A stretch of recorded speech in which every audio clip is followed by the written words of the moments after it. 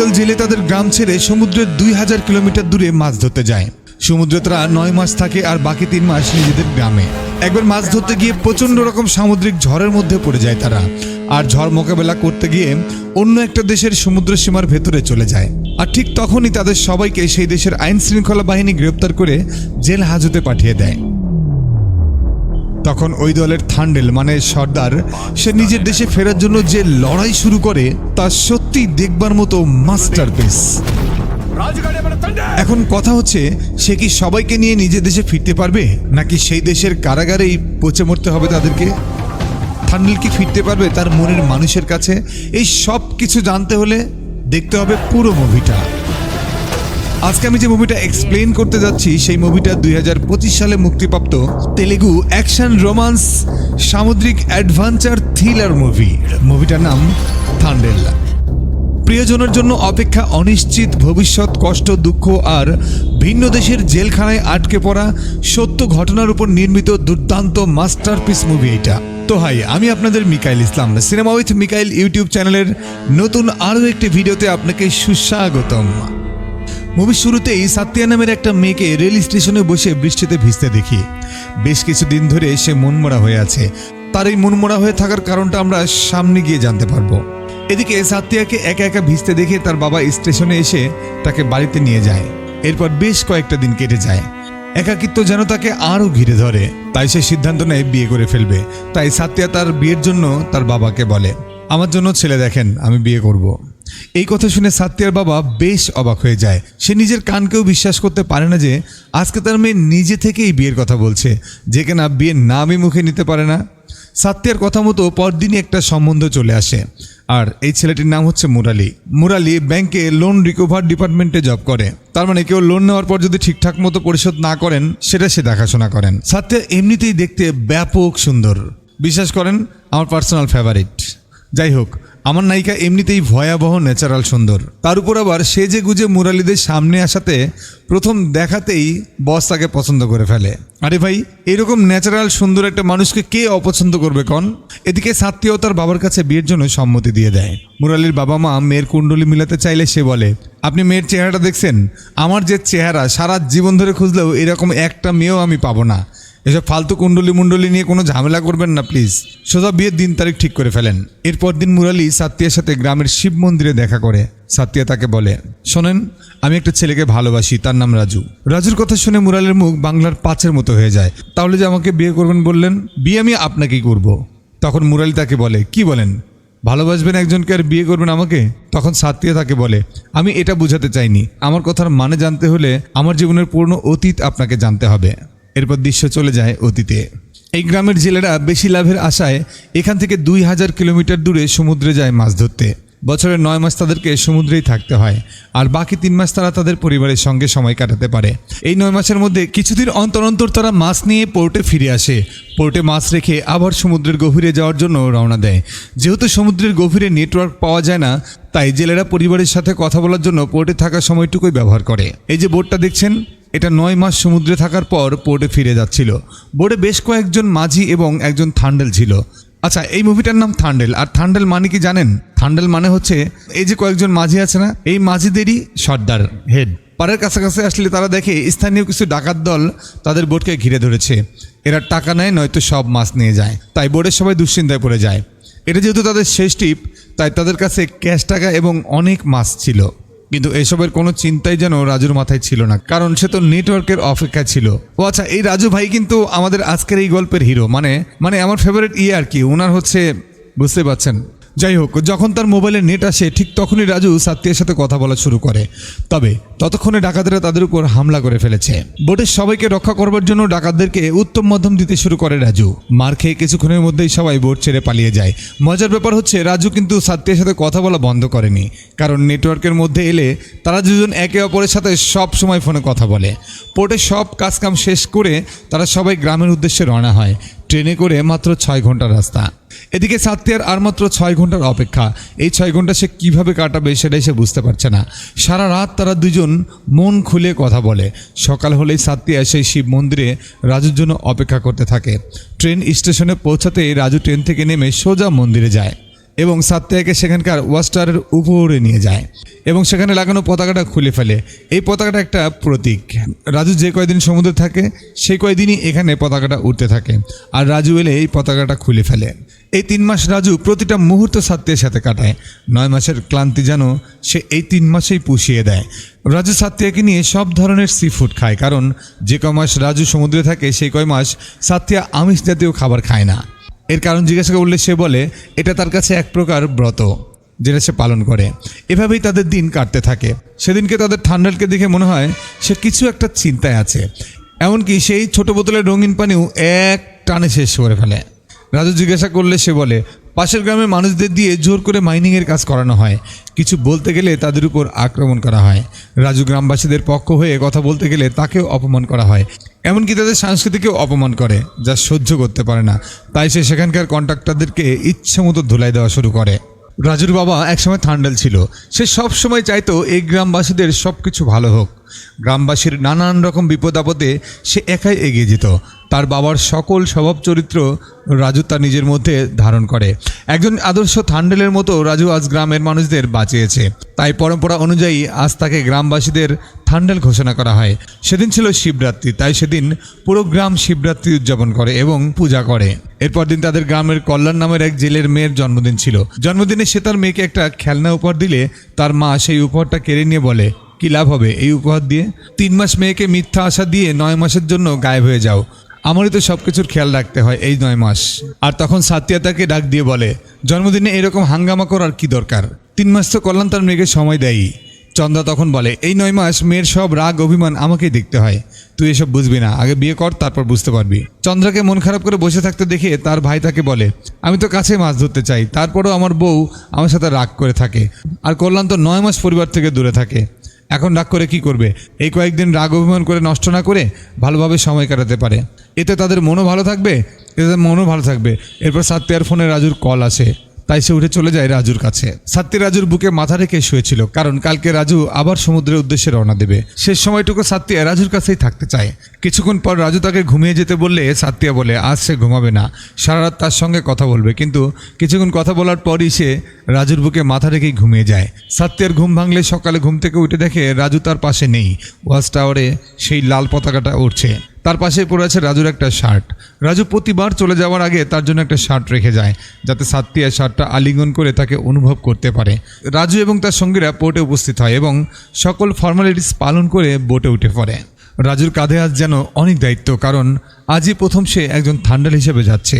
রাজু অনেক এক্সাইটেড এবং একটু নার্ভাস। সমুদ্রে যতটুকু নেটওয়ার্ক পাওয়া যায় ততটুকু রাজু সাত্তিয়ার সাথে কথা বলতে বলতে যায়। সাত্তিয়া জিজ্ঞাসা করে তার সাথে কথা না বলে, দেখা না করে কতদিন থাকতে পারবে? রাজু তাকে বলে, তোমার সাথে দেখা করার অপেক্ষায় কিভাবে যে 9 মাস কেটে যায় সেটা আমি নিজেও জানি না। আর কথা বলার কথা বলছো তো, তোমার সাথে কথা বলার অপেক্ষার যে খুশিটা এই পথটার মধ্য দিয়ে অতিক্রম হয়ে যায়। নেটওয়ার্কের বাড়ি চলে যাওয়ার পর তারা একে অপরকে শুনতে পায় না। আর সেদিন রাতেই জানা যায় চন্দ্রার ভাই সমুদ্রের মাছ ধরতে গিয়ে মারা গিয়েছে। তার ভাইয়ের মৃতদেহ দেখে সবাই আপসেট হয়ে পড়ে। কিভাবে কে কাকে সান্ত্বনা দেবে? সাত্তিয়া চন্দ্রার ভাইয়ের জায়গায় যেন রাজুকেই দেখতে পাচ্ছে। সে ভয় পেয়ে যায়, যদি আগামীকাল সে এই জায়গায় রাজুকে দেখে, রাজুর মরা হয়তো এভাবেই আনা হবে। আর এইসব চিন্তা করে সে বেশ দুশ্চিন্তায় পড়ে যায়। সেই চিন্তায় সাত্তিয়া রাতে ঘুমোতে পারে না। কি হয়েছে রে মা? তখন সে কিছু বলতে পারে না। তখন বাবা ভাবে হয়তো মরা বাড়ি গিয়েছিল তাই মন খারাপ, কিন্তু তার তো মাথায় ঘুরছে দুশ্চিন্তার মেঘ। সেটা তার বাবাকে কিভাবে বোঝাবে? সেদিন রাতেই তার বাবাকে জিজ্ঞাসা করে, এই গ্রামের সবাই মাছ ধরতে যায় কিন্তু আপনি যান না কেন? তখন তার বাবা বলে, সেও এক সময় সমুদ্রে মাছ ধরতে যেত। স্বপ্ন ছিল একদিন থান্ডেল হবে, কিন্তু একবার মাছ ধরে বাড়িতে এসে জানতে পারে তার মা অনেক দিন আগেই মারা গেছে। আর সে এক প্রতিবেশীর আশ্রয়ে ছিল। জীবনের শেষ সময় সে মায়ের পাশেও থাকতে পারেনি। সেই কষ্টে আর মেয়ের দিকে তাকিয়ে সে কখনো মাছ ধরতে আর সমুদ্রে যায়নি। তখন সাত্তিয়া তাকে আবারও জিজ্ঞাসা করে, আমার সাথে রাজুর সম্পর্কে তুমি তো কোনো বাধা দিলা না? তখন তার বাবা বলে, আমি কখনো চাইনি তোমার সাথে রাজুর বিয়ে হোক, কিন্তু আমি তোমার ইচ্ছাকেও সম্মান করি। এটা তোমার জীবন, তোমার জীবনে তুমি কাকে জীবন সঙ্গী হিসেবে বেছে নেবে এটা তোমার ব্যাপার। আমি কখনোই বলবো না তুমি রাজুকে বিয়ে করো না। তোমার যাকে পছন্দ তুমি তাকেই বিয়ে করো, কিন্তু একটা কথা মনে রেখো, ভুল কাউকে বেছে নিও না। তবে বেটি মনে রাখিস, আমি কখনোই চাই না তোর আর রাজুর ভবিষ্যৎ তোর মা আর আমার মতো হোক। ধীরে ধীরে সময় যেতে থাকে। রাজু সমুদ্রে গেছে আজ 1 মাস হলো। একটি করে দিন পার হয় আর সাত্তিয়া ক্যালেন্ডারে সেই দিনটি কেটে রাখে। 1 মাস পেরিয়ে 6 দিন পার হতে চলেছে, কিন্তু রাজুর এখনও কোনো খোঁজ খবর নেই। সেদিন হুট করেই রাজু তাকে কল করে। কলটা রিসিভ করে সাত্তিয়া তাকে জিজ্ঞাসা করে, প্রতিবারে 1 মাস পর কল করো, কিন্তু এবার এত দেরি হবার কারণ কি? সাত্তিয়ার এই দুশ্চিন্তার কারণ হলো তার বাবার বলা কথাগুলো। ফোনে সাত্তিয়া রাজুকে বলে তার কাছে কোনো কিছু ঠিকঠাক ভালো লাগছে না, তাড়াতাড়ি বাড়ি ফিরে আসো। এরপর কেটে যায় 9টা মাস। আজকে রাজু ফিরে এসেছে। ফিরে আসতেই সাত্তিয়া তাকে দৌড়ে এসে জড়িয়ে ধরে আর রাজুকে বলে, আমার অনেক কথা আছে। এই বলেই তারা দুজনে সেই ওয়াচ টাওয়ারে চলে যায় এবং পতাকাটা খুলে দেয়। সাত্তিয়া কিছু বলার আগেই রাজু তার পায়ে নুপুর বেঁধে দিয়ে বলে, এবারও নাকি তাদের টাকা বোর্ডের মালিক আটকে রেখেছে, বলেছে পরের বার নতুন বোর্ড দেবে। রাজুর টাকা আটকে থাকার কথা শুনে সে আর তার মনের কথাগুলো বলতে পারে না। যে কথাগুলো সে রাজুকে বলতে চেয়েছিল সেই কথাগুলো সে তার মাকে আকার ইঙ্গিতে বলার চেষ্টা করতে থাকে, কিন্তু তার মা সেলাই করতে এতটাই ব্যস্ত যে সাত্তিয়ার কোনো কথাই আগ্রহ দেখায় না। তাই সাত্তিয়া কিছু আর না বলে সেখান থেকে রাগ দেখিয়ে চলে যায়। সাত্তিয়ার এরকম মন খারাপ দেখে রাজু বারবার জিজ্ঞাসা করে, কি হয়েছে? তখন সাত্তিয়া কিভাবে সে কথা বলবে আর রাজু কিভাবে ব্যাপারটা নিবে, এইটা ভেবেই সাত্তিয়া সারাদিন দোটানার মধ্যে থাকে। কিন্তু সেদিন সে বলেই ফেলে যে সে যেন আর সমুদ্রে না যায়, কারণ সাত্তিয়ার খুব ভয় করছে যদি চন্দ্রার ভাইয়ের মতো তার কিছু হয়ে যায়। কিন্তু এসব তো সমুদ্রের নর্মাল ব্যাপার, সচরাচর ঘটেই থাকে। আর কালকে তাকে সমুদ্রের উদ্দেশ্যে বের হতে হবে। আর একজনের মৃত্যুর জন্য কি কাজ বন্ধ করে বাড়িতে বসে থাকবো? রাজু তাকে বোঝানোর চেষ্টা করে যে মৃত্যু থাকলে আমরা যাই করি না কেন মরণ আসবেই। কিন্তু সাত্তিয়া নাসরবান্দার মতো রাজুর পিছে লেগে থাকে এবং তার কাছে ওয়াদা করে নেয় যে সে এবার সমুদ্রে যাবে না। ওয়াদা করলেও তার সঙ্গীরা যখন ফোন করে বলে কাল 7টায় ট্রেন, তখন রাজু তাদের বলে আচ্ছা ঠিক আছে। মূল ব্যাপারটা হলো রাজু যদি না যায় তাহলে তারা সবাই ঝামেলায় পড়ে যাবে। সাত্তিয়া রাজুকে জড়িয়ে ধরে বলে, এতদিন আমার ঠিকমতো ঘুম হতো না, তবে আজকে আমি আরামে ঘুমাবো। এই কথা বলে সাত্তিয়া রাজুর বুকে মাথা রেখে ঘুমিয়ে যায়। কিন্তু রাজু বেশ চিন্তায় পড়ে যায়, কারণ সে এখন থান্ডেল, তাকে অবশ্যই জেলেদের সঙ্গে যেতেই হবে। এদিকে সে সাত্তিয়াকে কথা দিয়েছে। এই কথাগুলো ভাবতে ভাবতে ভোর হয়ে যায়। ভোরে ঘুম থেকে উঠে সাত্তিয়া দেখে রাজু তার পাশে নেই। তার পাশে রাজুর শার্টটা পড়ে আছে। দূরে ওয়াচ টাওয়ারে পতাকাটাও দেখা যাচ্ছে না। তার মানে রাজু তার ওয়াদা ভঙ্গ করে চলে গেছে। রাজুর খোঁজে সাত্তিয়া স্টেশনে চলে আসে। এসে দেখে রাজু চলে যাচ্ছে। সাত্তিয়া রাজুর পথ আটকে বলে, তুমি তো আমাকে কথা দিয়েছিলে, তাহলে এখন আমাকে দেওয়া ওয়াদা ভাঙছো কেন? তখন রাজু তাকে বুঝিয়ে বলে, আমি থান্ডেল, আমাকে যেতেই হবে। তোমাকে কথা দিলাম এবার ফিরে এসেই তোমাকে বিয়ে করব। কিন্তু সাত্তিয়া তার কোনো কথাই শুনতে চায় না। সাত্তিয়া বলে, যদি তুমি সমুদ্রে যাও তাহলে ভুলে যাবে তোমার আমার সম্পর্ক ছিল। অন্যদিকে ট্রেনের সময় হয়ে গেছে দেখে ট্রেন স্টেশন থেকে বের হয়ে যাচ্ছে। রাজুর যা সিদ্ধান্ত নেওয়ার এই মুহূর্তেই নিতে হবে। উফ, কি যে বিপদ এখন রাজুর সামনে।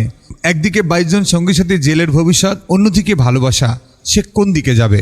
না, শেষ পর্যন্ত রাজু 22 জনের দায়িত্বই কাঁধে তুলে নেয়। তবে যাওয়ার সময় সাত্তিয়াকে হাসিমকে বিদায় জানানোর কথা বলে, কিন্তু সাত্তিয়া একভাবে স্থির হয়ে বসে থাকে। রাজু কিভাবে তাকে ছেড়ে চলে যাচ্ছে, তার এতদিনকার ভালোবাসা কি মিথ্যা ছিল? এর পরের গল্প তো আমরা মুভির শুরুতেই দেখেছি। রাজু ট্রেনে উঠে সাত্তিয়ার সাথে কন্ট্যাক্ট করার চেষ্টা করে, কিন্তু সাত্তিয়া কলের উত্তর দেয় না। অথচ প্রতিটা মুহূর্ত সে রাজুকে অনুভব করছে, তারপরে সে দূরে থাকে। কয়েকদিন পরে তার নেটওয়ার্কের ভেতরে প্রবেশ করলে রাজু তাদের এক প্রতিবেশীকে ফোন করে সাত্তিয়ার কাছে নিয়ে যেতে বলে। রাজু তাকে পাগলের মতো অনুরোধ করে জাস্ট একটু কথা বলার জন্য, তার নামটা একবার মুখে নেওয়ার জন্য। সাত্তিয়া শুধু শুনেই যাচ্ছিল আর কান্না করছিল, কিন্তু কোনো কথার উত্তরই দিচ্ছিল না। কিছুক্ষণ পর রাজুর নেটওয়ার্ক চলে যায়। তারই পাগলামি দেখে চন্দ্রা তাকে জিজ্ঞাসা করে, এসব কি হচ্ছে? সে কেন রাজুর সাথে কথা বলছে না? সাত্তিয়া জানে এভাবে যদি কিছুদিন কথা না বলে তাহলে 1 মাস পর পোর্টে ফিরে পাগলের মতো তার কাছে ফিরে আসবে। এটাই ওর শাস্তি। 1 মাস পর পোর্টে ফিরেও রাজু গ্রামে ফিরে আসে না, উল্টো তার মাকে কল করে সাত্তিয়ার কাছে নিয়ে যেতে বলে। পাশে চন্দ্রা বসেছিল। তখন চন্দ্রা জিজ্ঞাসা করতেই রাজু বলে তার কাছে সময় খুবই কম, বোর্ডের ইঞ্জিন চালু হয়ে গেছে, তারা কিছুক্ষণের মধ্যেই আবারও সমুদ্রে চলে যাবে। তার মানে রাজু গ্রামে ফিরে আসবে না। এই কথা শুনে সাত্তিয়া কান্না করতে করতে সেখান থেকে চলে যায়। এরপরে সাত্তিয়া মনের কষ্টে অভিমানের কারণে বিয়ে করার সিদ্ধান্ত নেয়, কারণ বেশ কিছুদিন ধরে তার বাবা বিয়ের জন্য বলছিল। আসলে রাজুর প্রতি সাত্তিয়ার ভালোবাসা, তার প্রতি যেই পরিমাণ চিন্তা হচ্ছিল সেই চিন্তা একসময় ভয়ে রূপান্তর হয়। যে ভয় নিয়ে সে বাড়তে পারছিল না, সে সিদ্ধান্ত নিয়েছে এভাবে ভালোবাসা যায় না। এর পৃথিবীতে আমি দুজনকে নিজের জীবনের চেয়েও বেশি ভালোবাসতাম। এক হচ্ছে রাজু আর অন্যটা হলো আমার বাবা। আমার বাবা সব থেকে বেশি খুশি হবে যখন আমার বিয়ে হবে। আমার আরেকটা ইচ্ছা হলো বিয়ে করার আগে আমি রাজুকে 3টা কথা বলতে চাই। আমি ওকে কখনো ধোকা দেইনি, ওর জন্য আমার ভালোবাসা কখনো কমেনি, আর আমার জীবনে ওর কোনো জায়গাও নেই। এই কথাগুলো বলার পর আমি আপনাকে বিয়ে করব। মুভির শুরুতে আমরা যে দৃশ্যটা দেখেছিলাম আমরা এখন ঠিক সেখানে আছি। তার মানে হচ্ছে সাত্তিয়া এতক্ষণ মুরালিকে এই ঘটনাগুলো বলছিল আর তাকে জানায় রাজুকে এই কথাগুলো না বলে আমি আপনাকে বিয়ে করতে পারবো না। মুরালি তখন সাত্তিয়াকে বলে, ঠিক আছে, রাজুকে এই কথাগুলো বলার পরে না হয় আমরা বিয়ে করব। এখন থেকে আমিও রাজুর অপেক্ষায় থাকবো। এদিকে রাজুরা সম্মুখীন হয় এক ভয়ঙ্কর সামুদ্রিক ঝড়ের তীব্রতা এত বেশি ছিল যে তারা কিছুতেই সামনে এগোতে পারছিল না। কোনো মতো ঢেউ ভেঙে তারা টিকেছিল সমুদ্রের বুকে। তখনই তারা দেখতে পায় সামনে একটা ছোট্ট বোট ঝড়ের কবলে প্রায় ডুবে যাচ্ছিল। রাজু তার জীবনের ঝুঁকি নিয়ে তাদের বোটের সাথে নোঙর দিয়ে ডুবে যাওয়া বোটটাকে আটকিয়ে নেয়। যদিও এটা শুধু সিনেমাতেই সম্ভব, তবে তাদের মধ্যে একজন তখনই পানিতে ডুবে যাচ্ছিল দেখে রাজু জীবনের ঝুঁকি নিয়ে সমুদ্রে লাফিয়ে পড়ে, তাকে কোনো মতো উদ্ধার করে।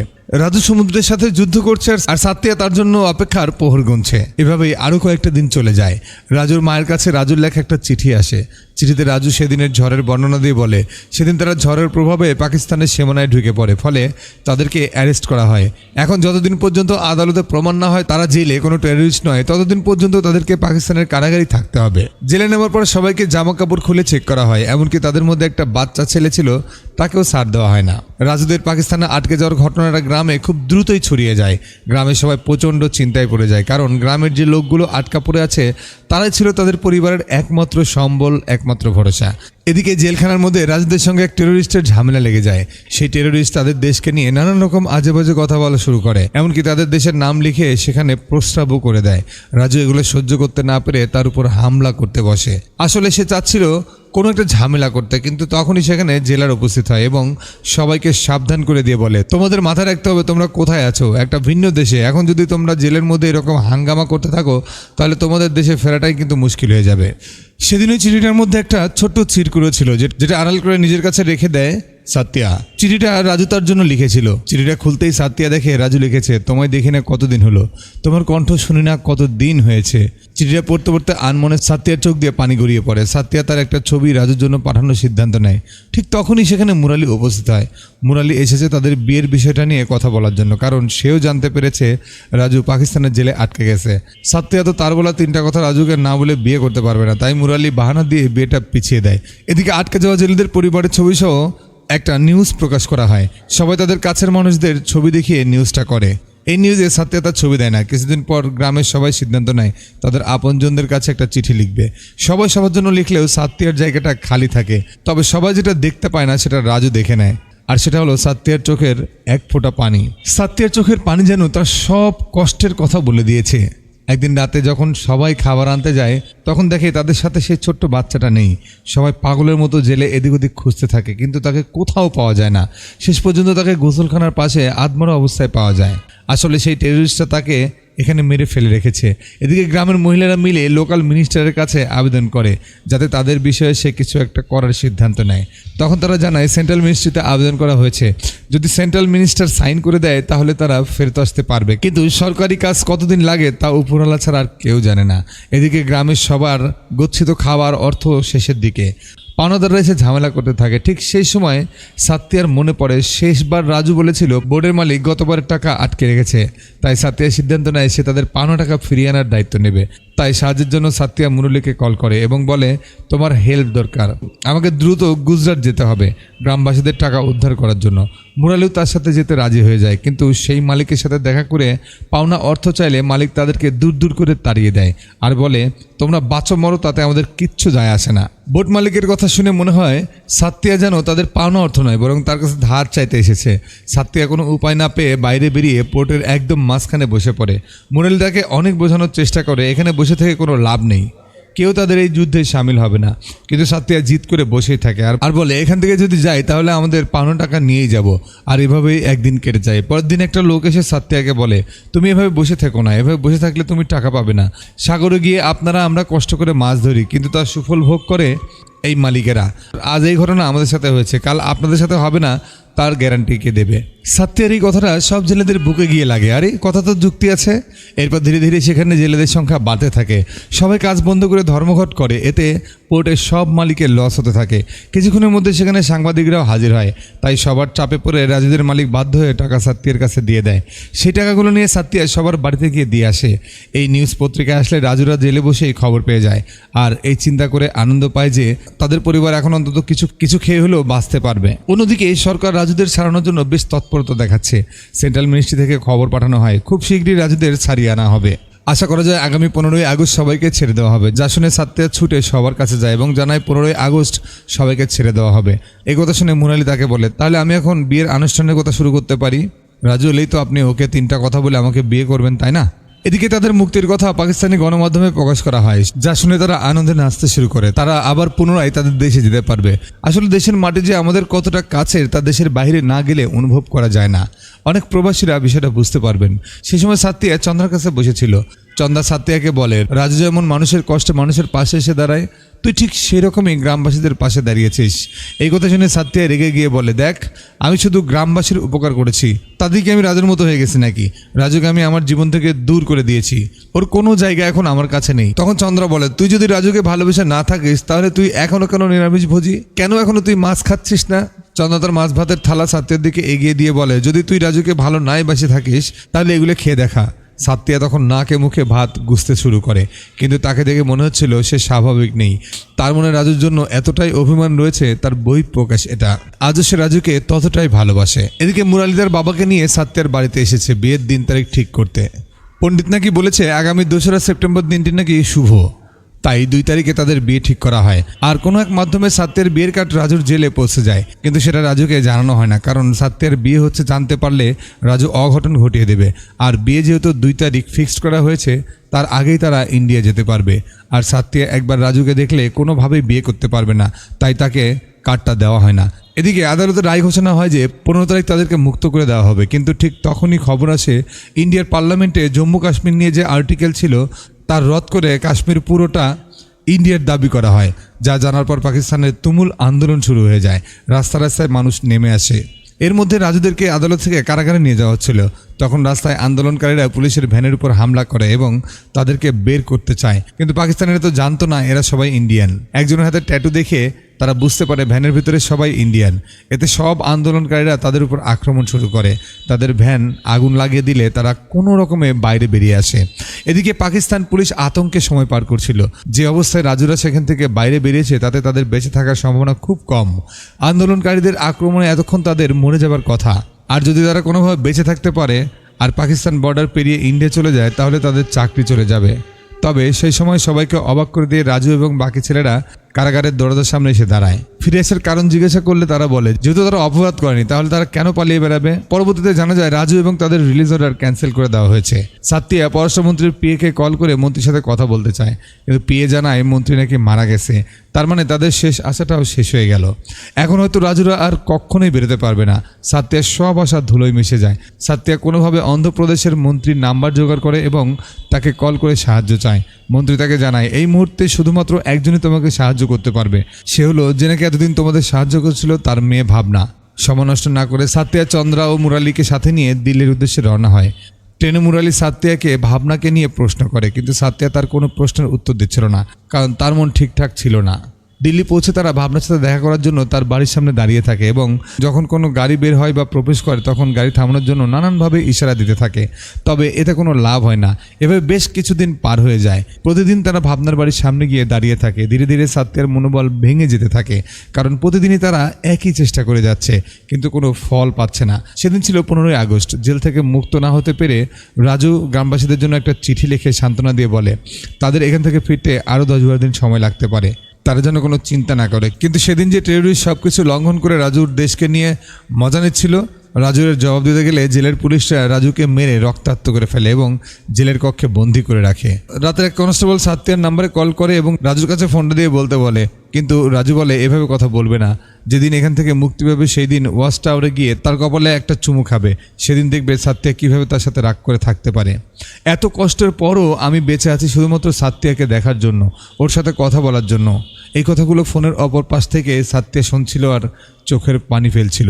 সেদিন কি হবে যেদিন জানতে পারবে তার বিয়ে ঠিক হয়ে গেছে? বিয়ের দিনও এগিয়ে আসছিল, আর মাত্র 3 দিন বাকি।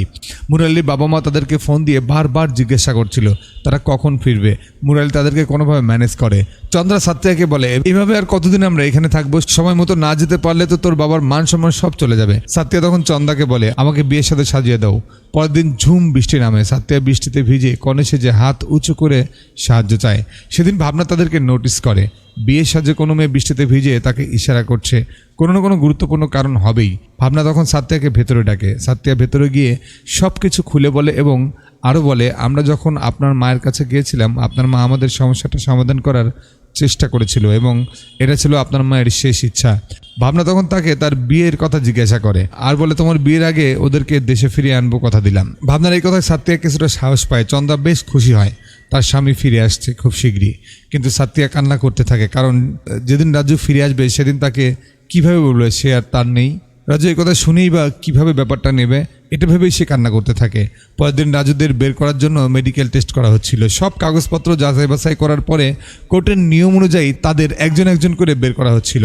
সাত্তিয়া এবং চন্দ্রা বর্ডারে দাঁড়িয়েছিল তাদের অপেক্ষায়। কিছুক্ষণ পরেই তাদের নাম প্রকাশ করা হবে, আগামীকাল তাদেরকে মুক্ত করে দেওয়া হবে। কল্যাণের নাম মাইকে প্রকাশ করা হলে চন্দ্রার মুখে যেন হাসির ফোয়ারা ফোটে। এরপর যখন রাজুর নাম প্রকাশ করা হয় সাত্তিয়ার বুকের ভেতরের কষ্টটা যেন মুখ ভেদ করে বেরিয়ে আসে। সাত্তিয়া চন্দ্রাকে বলে সে গ্রামে ফিরে যাবে। তখন চন্দ্রাও তার সাথে ফিরে যেতে চায়, কিন্তু সাত্তিয়া তাকে বলে তার কল্যাণের জন্য অপেক্ষা করা দরকার। তখন চন্দ্রা বলে, আমি এসেছি তোর সাথে, যাবো তোর সাথে। এরপর সাত্তিয়া ও চন্দ্রা তাদের গ্রামের উদ্দেশ্যে বেরিয়ে পড়ে। একে একে সবার নাম বলা হয়, একজন বাদে। লিচা নামের একজনের কোনো আইডেন্টিটি পাওয়া যায়নি, কারণ ছোটবেলায় সে কোনো জন্ম নিবন্ধনই তৈরি করেনি, আর এজন্য ইন্ডিয়ান সরকার শুধুমাত্র 21 জনের কাগজপত্র জমা দিয়েছে। লিচা তাদেরকে বলে তারা যেন চলে যায়, তার ভাগ্য খারাপ তাই তার এই অবস্থা। তারা যেন তার দাদিকে গিয়ে বলে সে কিছুদিনের মধ্যেই চলে আসবে, কিন্তু রাজু এখান থেকে যাবে না বলে জানিয়ে দেয়। তারা 22 জন এসেছে, 22 জনই ফিরে যাবে। জেলার রাজুকে সতর্ক করে বলে আজ পর্যন্ত কেউই পাকিস্তানের সীমানায় এসে ফিরে যেতে পারেনি, তাদের ভাগ্য ভালো তাই তারা ফিরে যেতে পারছে। কয়েকদিন পর লিচাও মুক্তি পেয়ে যাবে, কিন্তু রাজু লিচাকে ছাড়া যাবেই না বলে মাটিতে বসে পড়ে আর বলে, আমি থান্ডেল, এখানে থাকা প্রতিটা লোকের দায়িত্ব আমার কাঁধে, আমি এদেরকে নিয়েই যাব, হয়তো আজ না হয় কাল অথবা পরশু আমি ওকে নিয়েই যাব। তখন তাদের মধ্যে একজন বলে, তোর তাড়াতাড়ি যেতেই হবে, না হলে সাত্তিয়ার বিয়ে হয়ে যাবে। রাজু কিছুতেই বিশ্বাস করতে পারছে না সাত্তিয়া বিয়ে করে নিচ্ছে। তখন সেই লোকের কাছে থাকা বিয়ের কার্ডটা রাজুকে দেখায়, আর তখন রাজুর মাথায় যেন আকাশ ভেঙে পড়ে। রাজু সব দোষ নিজের কাঁধে নিয়ে বলে, আমি যদি ওর সাথে সেদিন থেকে যেতাম তাহলে হয়তো সাত্তিয়া বিয়ে করার সিদ্ধান্ত নিতে পারতো না, আর আমাদেরও এত কষ্ট ভোগ করতে হতো না। এরপর সে ব্যারিকেডটা টপকে লিচার কাছে গিয়ে বসে পড়ে আর বলে, এখন আমার জীবনের কোনো উদ্দেশ্য নেই, আমি যদি ফিরতে চাই তাহলে লিচাকে নিয়েই ফিরবো। জেলার তাকে বোঝানোর চেষ্টা করতে থাকে যদি কোনোভাবে আজ রাত 12টা পেরিয়ে যায় তাহলে কোনোভাবেই তারা আর ফেরত যেতে পারবে না, কিন্তু রাজু তার কথায় ধার ধারে না। যেহেতু রাজু মাটিতে বসে পড়ে তাই অপর প্রান্তের বাকি জেলেরাও মাটিতে বসে পড়ে, বলে তারাও যাবে না লিচার রাজুকে ছাড়া। এরপর ইন্ডিয়ান এম্বাসি থেকে দ্রুত ইন্ডিয়া সরকারের খবর পাঠানো হয়। সেখান থেকে একদিনের মধ্যে লিচার জন্ম নিবন্ধন রেডি করে পাকিস্তানের এম্বাসিতে পাঠালে লিচাকে মুক্ত করে দেওয়া হয়। এরপর তাদেরকে বর্ডার পার করে ইন্ডিয়ার মধ্যে প্রবেশ করানো হয়। সাত্তিয়াও তাদের গ্রামে পৌঁছে যায়। মুরালি তাকে বলে বিয়ের লগ্ন পেরিয়ে যাচ্ছে, তাড়াতাড়ি রেডি হতে। সাত্তিয়া কিছুতেই বুঝতে পারে না কি করবে। ওয়াচ টাওয়ারের দিকে তাকালে সে দেখতে পায় সেখানে থাকা পতাকাটা নেই, তার মানে রাজু গ্রামে পৌঁছে গেছে। মুরালি তখন তাকে বলতে শুরু করে, দিল্লিতে আপনি যখন কনে সেজেছিলেন তখন আমি মনে করেছিলাম আপনি আমার জন্য কনে সেজেছেন, কিন্তু আমি ভুল ছিলাম, আপনি কনে সেজেছিলেন রাজুর জন্য। আপনি কখনো আমাকে বিয়ে করে সুখে থাকতে পারবেন না, কারণ যা কিছুই হয়ে যাক আপনি রাজুকেই ভালোবাসবেন। আপনার মন থেকে রাজুকে সরানো অসম্ভব, তাই আমি রাজুর জন্য প্লেনের টিকিট কেটে রেখেছিলাম বর্ডারে, যাতে সে দ্রুত আসতে পারে। মুরালি আরও বলে, আপনার মতো জীবনসঙ্গী পাওয়া ভাগ্যের ব্যাপার, আমার ভাগ্য এতটা ভালো না। সাত্তিয়া তখন সেখান থেকে চলে যেতে চাইলে মুরালি বলে, আপনি তো কখনোই আমার সঙ্গে ছিলেনই না, হয়তো বাইরে থেকে আপনি আমাদের সঙ্গে ছিলেন আর মন ছিল রাজুর সঙ্গে। তখন সাত্তিয়া দৌড়ে সেই ওয়াচ টাওয়ারের দিকে যায় যেখানে রাজু দাঁড়িয়েছিল। রাজু বলে, ভেবেছিলাম তোমার বিয়েতে গিয়ে পেট ভরে খেয়ে আসবো। তখন সাত্তিয়া কান্না করতে করতে বলে, আমার বিয়ের ভোজ খাওয়ানোর জন্য তোকে জেল থেকে বের করেছি, এত দূর ছুটেছি আমি এই জন্য। এরকম হাসি ঠাট্টার মধ্যেই মুভিটা শেষ হয়ে যায়। সামনে হয়তো বা রাজু থান্ডেলের দায়িত্ব থেকে নিজেকে মুক্ত করে নেবে, সরিয়ে নেবে, আর কখনো সমুদ্রে যাবে না। এই কথাগুলোই সে সাত্তিয়াকে দেয় এবং বলে সেই কথাগুলো রাখবে। তো কেমন লাগলো আজকের মুভিটা? একটু ঠান্ডার ব্যাপার স্যাপার ছিল, এই জন্য গলাটা একটু ভারী ভারী লেগেছে, তো অন্যভাবে নেবেন না, কমেন্ট করে জানাতে পারেন। আর আমাদের একটা নতুন চ্যানেল ক্রিয়েট করা হয়েছে, সেখানে কোরিয়ান মাস্টারপিস সব মুভির এক্সপ্লেন করছি। এই যে স্ক্রিনে দেওয়া চ্যানেলের লোগোটা ভেসে উঠেছে, সাবস্ক্রাইবটা করে আসবেন, ভিডিও আপলোড শুরু হয়ে গেছে অলরেডি। তো কথা হোক অন্তরে অন্তরে, ভালো থাকবেন।